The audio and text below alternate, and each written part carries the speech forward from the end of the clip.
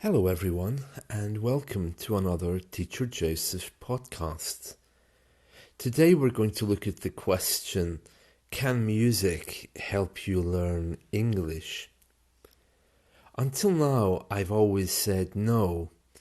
I'm a very strong advocate of music. In fact, I love music.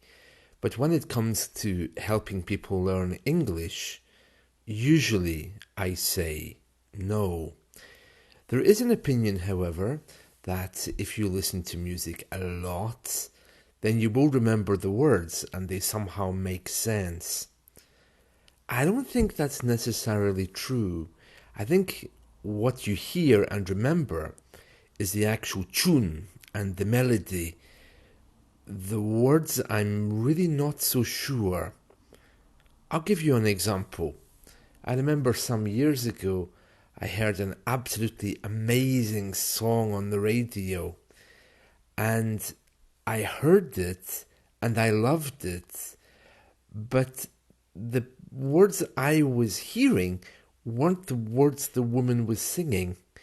It was a little bit strange, and it wasn't until I'd heard that song some years later that I realized that what I knew about the song wasn't about the real song. It was what my mind had created, perhaps what I wanted the song to be. It's a really interesting thing, and if you think back to any song that you've loved in the past, I don't think you're going to be remembering all the lyrics, but you're probably going to be remembering lyrics as you thought they were. Now, that's not necessarily a bad thing. English words are English words, aren't they?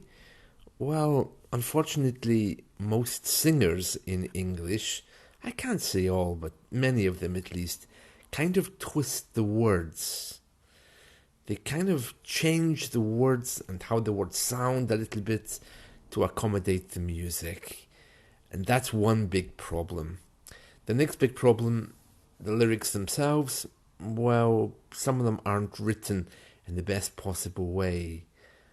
I'm not criticizing the musical arts. However, if you look at something like rap music, you're not going to hear perfect English there. Okay? In fact, you'll be lucky if you hear any English that's kind of intelligible. Yesterday I went to a local supermarket and I heard George Ezra singing Green, Green Grass. I loved the song and I had the melody in my mind all evening. But again, the words I remembered from the song weren't really his words. Would I use that song for shadowing, or would I use it for learning English if I was an English student? Probably not.